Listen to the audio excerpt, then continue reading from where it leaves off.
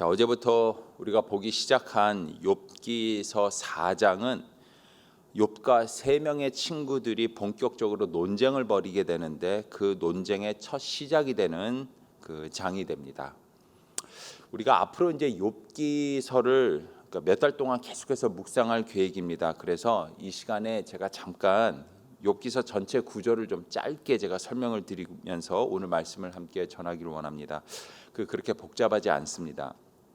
여러분, 이 욥기서 전체 이 구조만 여러분께서 잘 아신다면 앞으로 이 욥기 이야기가 어느 방향으로 흘러가는가를 우리가 볼 수가 있으며, 또한 오늘 본문에서 욥과 엘리바스 사이에서 이게 벌어지게 되는 이 논쟁의 의미가 무엇인지를 우리가 쉽게 파악할 수가 있기 때문입니다. 자, 욥기서는 총 5부분으로 이렇게 나눌 수가 있습니다. 전체 구조는 5부분으로 나누어지게 됩니다. 첫 번째 부분인 1장과 2장은 욥기의 이 기본 배경으로서 그가 받았던 고난의 이유와 내용에 대해서 지금 설명을 하고 있습니다. 자, 그다음에 두 번째 부분인 3장에서는 욥이 이제 그 고난을 받고 있는데 그 고난이 너무너무 힘들어서는 자신의 신세를 한탄하고 있는 욥의 비극적인 시가 적혀 있습니다. 그다음에 이제 세 번째 부분인 4장에서 37장까지는 본격적으로 욥과 세 명의 친구들, 그리고 나중에 엘리후까지 가세를 하게 되죠. 그래서 그들 사이에 고난이라는 주제에 대해서 아주 치열한 토론과 논쟁을 벌이는 이야기가 기록되어 있습니다. 무려 29장에 걸쳐서는 욥과 세 명의 친구, 그리고 엘리후라는 젊은 친구가 고난의 이유가 무엇인가라는 주제에 대해서 아주 치열한 설전을 벌이게 되는 것이죠. 자, 그다음에 이제 네 번째 부분인 38장에서 41장까지는 드디어 하나님께서 욥에게 나타나셔서는 욥과 고난에 대해서 이야기를 하시는 장면이 소개가 되고요. 그리고 마지막 다섯째 부분이 되는 42장은 이제 욥이 모든 고난을 잘 통과한 후에 마침내 잃어버렸던 축복을 다시 되찾는다라는 그런 해피엔딩이 기록되어 있는 에필로그가 됩니다. 자, 어제와 오늘 우리가 이제 보게 되는 욥기서 4장은 욥기서 전체에서 세 번째 부분이 되는 욥과 세 친구들 사이의 논쟁의 첫 번째 장면이 기록되어 있습니다. 이 세 명의 친구들은 마치 순서를 정한 듯이 차례로 이렇게 돌아가면서 욥과 고난에 대해서 논쟁을 벌이기 시작을 합니다. 논쟁의 그 첫 번째 타자가 누구냐면 바로 세 친구들 중에서 가장 나이가 많은 연장자인 대반 사람 엘리바스입니다. 그가 이제 욥과 함께 고난의 이유에 대해서 이제 치열한 설전을 벌이게 되는데, 그 엘리바스가 욥을 추궁하고 있는 그 핵심 구절이 바로 어제 우리가 봤었던 4장 7절이 됩니다. 생각하여 보라, 죄 없이 망한 자가 누구인가? 정직한 자의 끊어짐이 어디 있는가라는 것이 지금 엘리바스가 고난의 이유에 대해서 주장하고 있는 핵심 내용이 되는 것이죠. 사람이 죄가 없는데 어떻게 망하겠느냐? 비명에 죽는 경우가 어디 있겠느냐? 분명히 욥 너는 죄를 지었기 때문에, 죄가 있기 때문에 이런 고난을 당하는 것이다 라는 것이 지금 엘리바스의 주장의 내용이 되는 것이죠. 엘리바스는 죄 때문에 고난을 당한다라는 자기의 주장을 강조하기 위해서, 옳다라는 것을 증명하기 위해서 오늘 본문에서 아주 희한한 말을 하기 시작을 합니다. 자기 말이 맞다라는 것의 증거로서 자기가 밤에 꿈에서 본 환상의 얘기를 지금 설명을 하고 있는 것이죠. 12절에서 15절입니다. 어떤 말씀이 내게 가만히 이르고 그 가느다란 소리가 내 귀에 들렸었나니 사람이 깊이 잠들 즈음 내가 그 밤에 본 환상으로 말미암아 생각이 번거로울 때에 두려움과 떨림이 내게 이르러서 모든 뼈마디가 흔들렸느니라. 그때 영이 내 앞으로 지나매 내 몸에 털이 쭈뼛하였느니라. 엘리바스가 밤에 잠을 자는데 꿈에 환상을 하나 봅니다. 어떤 사람이 나타나는 거예요. 꿈에 나타나서는 자기 귀에다 대고는 뭐라고 아주 가느다란 미세한 말을 하고 있는데, 그 말을 들었을 때에 자기 뼈마디가, 그러니까 온몸이 이렇게 흔들리면서 부들부들 떨렸다라는 것이죠. 그러면서 온몸에 있는 털이 이렇게 쭈뼛하게 서는 그런, 이런 뭐라 그러지, 이런 그런 긴장을 하게 됐다라는 것이죠. 아주 놀라게 되었다라는 겁니다. 자, 그렇다면 도대체 이 사람이 환상 중에 나타나서는 무슨 말을 했을까요? 17절입니다. 사람이 어찌 하나님보다 의롭다 하겠느냐? 사람이 어찌 그 창조하신 이보다 깨끗하겠느냐? 사람이 어떻게 하나님 앞에서 자신이 죄가 없다고 깨끗하다고 당당하게 말할 수 있겠느냐라고 환상 중에 나타난 그 사람이 엘리바스한테 지금 얘기를 했다라는 겁니다. 하나님 앞에서 무죄를 주장할 수 있는 사람이 도대체 이 세상에 누가 있겠느냐라는 말을 들었다라는 것이죠. 그러자 이제 엘리바스가 온몸이 떨리면서 이렇게 막 털이 서는 그런 무서운 그런 경험을 했다라는 것이죠. 엘리바스는 환상에서 들은 세밀한 음성을 증거로 욥 너는 분명히 하나님 앞에서 죄를 지었고 깨끗하지 못하기 때문에 지금 고난을 당한다라는 것을 지금 주장을 하고 있다라는 것이죠. 자, 계속해서 엘리바스는 환상 중에서 들은 말을 계속해서 지금 욥한테 설명을 합니다. 18절과 19절입니다. 하나님은 그의 종이라도 그대로 믿지 아니하시며 그의 천사라도 미련하다 하시나니 하물며 흙집에 살며 티끌로 털을 삼고 하루살이 앞에서라도 무너질 자이겠느냐. 그러니까 이 말을 지금 18절과 19절을 지금 쉽게 설명을 하자면 하나님은 자신의 종도 믿지 아니하시고 심지어 천사라 할지라도 그들의 행동을 미련하다라고 보실 정도로 공의로우시고 지혜로우신 분이신데 하물며 거지처럼 무너진 집터 위에 앉아서는 하루살이보다도 못한 삶을 살고 있는 사람이 어찌 하나님 앞에서 죄가 없다라고 당당하게 말할 수 있겠느냐라고 지금 말을 하고 있는 것이죠. 이게 무슨 말이죠? 바로 지금 욥의 지금 현재 비참한 모습은 도대체 하나님 앞에서 깨끗하다라고 주장할 수 없는 모습이다라고 지금 얘기를 하고 있는 겁니다. 네가 이렇게 비참하게 지금 무너진 집터 앞에서 앉아서는 이렇게 막 온몸에 종기가 난 것을 그 돌로 긁고 있는 이 비참한 모습을 보더라도 너는 절대로 지금 하나님 앞에서 죄가 없다라고 주장할 수 없는 그런 사람이다라고 지금 엘리바스가 계속 얘기를 하고 있는 것이죠. 자, 그러면서 엘리바스는 마지막으로 하나님 앞에서 죄를 지어서 고난을 당하는 사람의 마지막 그 끝은 어떻게 되는가, 이 환상 속에서 들은 얘기를 계속해서 전합니다. 20절에서 21절입니다. 아침과 저녁 사이에 부스러져 가루가 되며 영원히 사라지되 기억하는 자가 없으리라. 장막줄이 그들에게서 뽑히지 아니하겠느냐. 그들은 지혜가 없이 죽느니라. 하나님 앞에서 죄를 지어서 고난을 당하는 자의 그 마지막 끝은 가루가 부서지듯이, 가루가 이렇게 부서져서 안 보이고 없어지듯이 영원히 사라지게 되는 것이며, 또한 그가 사는 집은 집터가 다 무너지고 죽어버리게 된다. 죽음이 그 하나님 앞에서 죄를 지은 자의 마지막 끝이 된다라는 것이 지금 엘리바스가 환상 속에 들었던 그 환상의 내용, 그 이야기의 내용이 된다는 것이죠. 사람을 앞에 두고는 이게 지금 근데 할 얘기입니까? 이게 지금 고난을 받고 지금 힘들어하고 있는 사람 앞에서 지금 대놓고 지금 저주를 하고 있는 것이죠. 엘리바스가 욥을 지금요. 이게 지금 엘리바스가 과연 욥의 친구라고 말할 수가 있겠습니까? 이건 친구도 아닌 것이죠. 자, 오늘 본문에서 엘리바스는 친구를 위로한답시고 많은 말들을 지금 하고 있지만 실상은 최악의 위로자가 되고 있는 겁니다. 최악의 위로자의 모습을 보이고 있는 겁니다. 자, 그렇다면 도대체 엘리바스에게는 위로자로서 무엇이 지금 없기 때문에 욥을 위로하는 것이 아니라 오히려 저주를 하고 있을까? 그 엘리바스의 위로에는 다음에 세 가지가 없는 것이죠.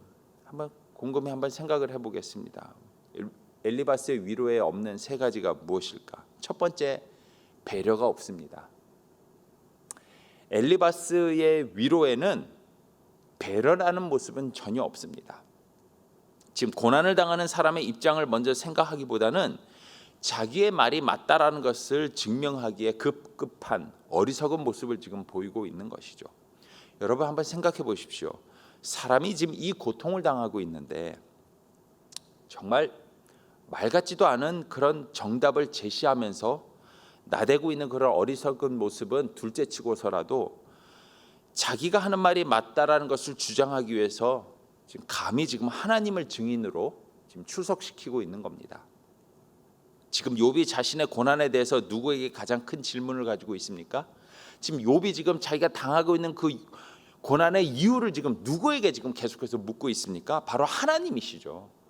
지금 욥은 지금 하나님한테 지금 질문을 하며 하나님한테 지금 한탄을 하고 있는데, 엘리바스는 유일하게 그 정답을 알고 계시는 그 하나님을 하필이면 자기 꿈에 나타나서는 그 하나님이 자기에게 모든 정답을 말해줬다. 너가 모르는 고난의 이유를 나는 안다. 하나님이 나에게만 말해줬다라는 식으로 지금 이야기를 하고 있는 것이죠.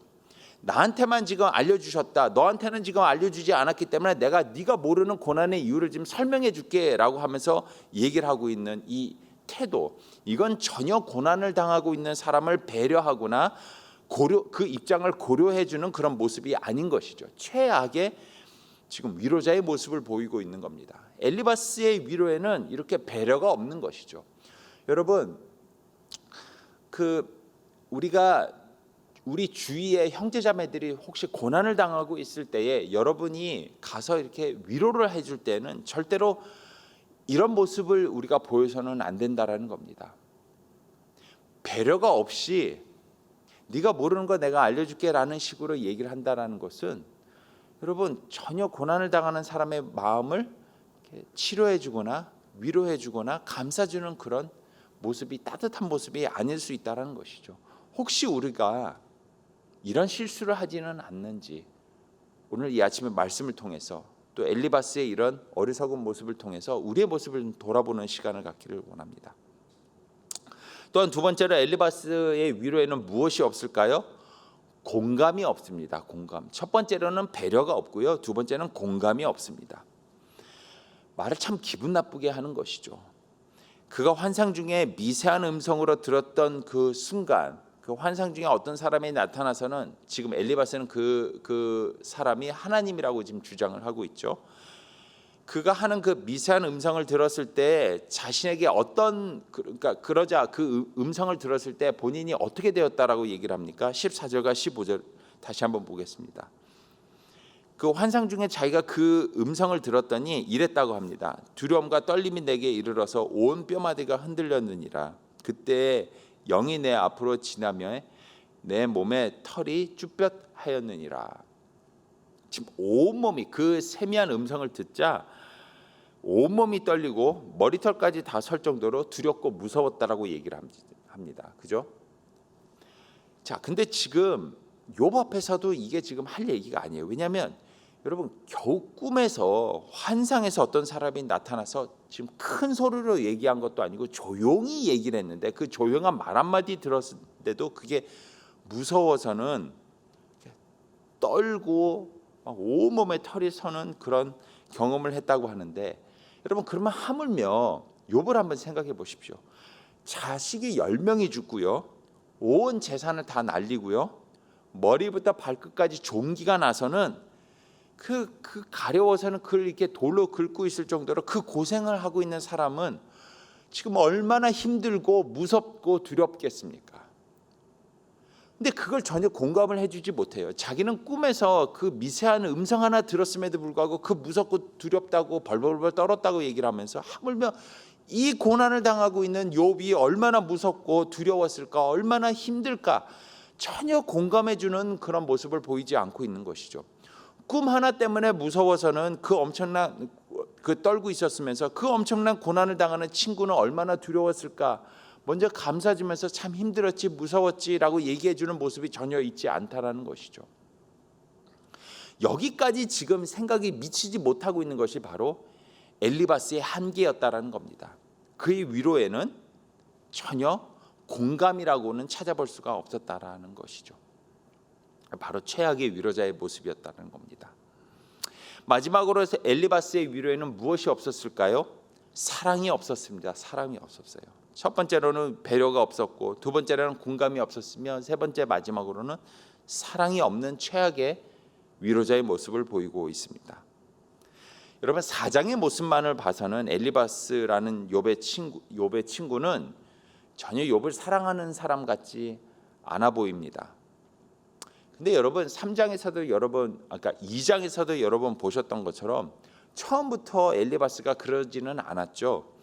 그 욥이 아주 큰 고난을 당해서는 아주 비참한 지금 상태가 되었다라는 소식을 들었을 때 아주 멀리서 그를 잘 아는 아주 친한 친구들이 욥에게 와서는 욥을 만나게 됩니다. 2장 마지막 여러분 기억하십니까? 근데 와서 봤는데 욥인지도 못 알아볼 정도로 욥이 아주 비참한 가운데 있습니다.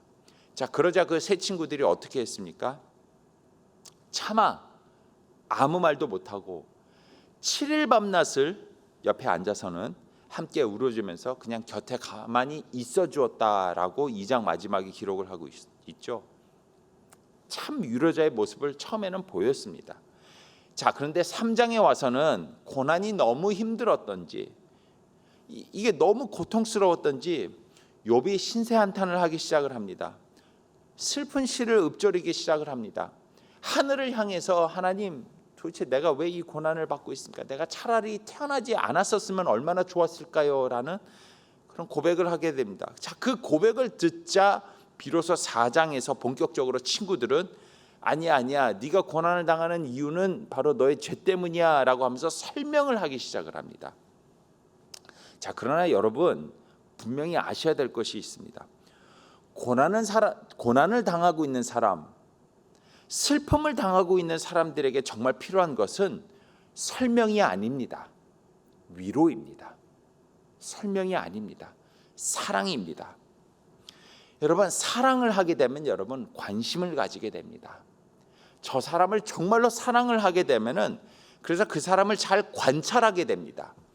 그리고 저 사람을 정말로 잘 사랑해서 정말로 사랑해서 잘 관찰하게 되면 비로소 진짜 필요한 것이 무엇인지를 알게 됩니다. 그리고 저 사람을 정말로 사랑하게 되면 그래서 잘 관찰해서 저 사람의 필요가 무엇인지를 보게 되면 그 필요한 것을 이제는 주게 되는 것입니다. 그것이 친구이며 위로자입니다. 그러나 욥의 친구들은 욥을 진정으로 사랑하지 않았던 것 같습니다. 욥의 이 비참한 외침에 귀 기울이기보다는 자기 말을 먼저 하기에 급급합니다.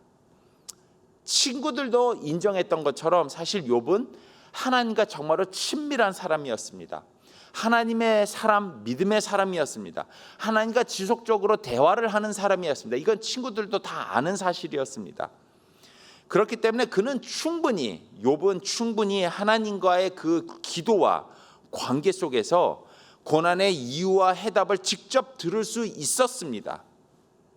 하지만 친구들은 그가 믿음의 사람으로서 하나님과 직접적으로 대면해서는 하나님과 이 문제를 직접 딜할 수 있는 사람이라는 것을 알았음에도 불구하고, 그래서 그가 하나님께 그 슬픈 시를 읊조르고 있음에도 불구하고 그 이유를 관찰하지 못했습니다. 알지 못했습니다.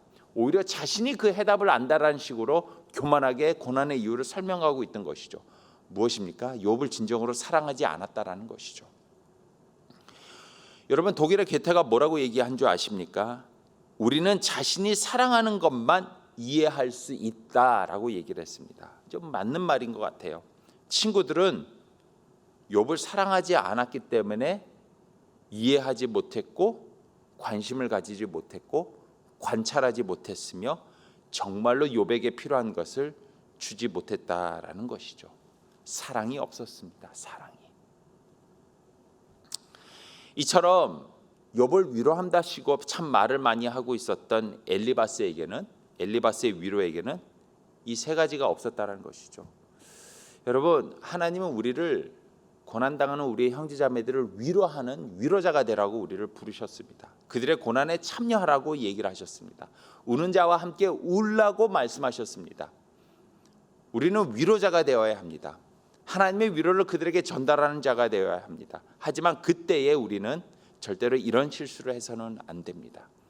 우리의 위로가 혹시 무엇이 빠져 있는지, 무엇이 없는지 오늘 말씀을 통해서 우리의 모습을 한번 돌아보기를 간절히 소망합니다.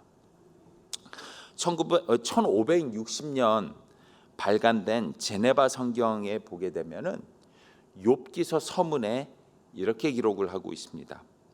욥은 자신의 아내와 가까운 친구들의 날카로운 유혹과 맹렬한 말, 그리고 치열한 논쟁으로 인하여 절망에 내몰아라졌다. 친구들은 위로를 한답시고 욥을 찾아와 욥이 겪는 고통보다 더 욥을 괴롭혔다. 그러나 욥은 끊임없이 이들을 물리쳤고 마침내 큰 성공을 거두었다. 이것이 1560년 제네바에서 발간된 제네바 성경 욥기 서문에 기록되어 있는 욥의 줄거리 설명입니다. 여러분, 욥기 3장에서 욥이 신세를 한탄하면서 불렀던 비극의 노래는 불과 시작에 불과합니다. 자식을 잃고 재산이 사라지고 온몸에 종기가 나 극심한 통증을 받고 있었던 그의 그 고난보다도 더 큰 고난은 이제부터 시작이 되는 것이죠. 새 친구들과의 대화 속에서 무엇입니까? 바로 극심한 외로움이었습니다.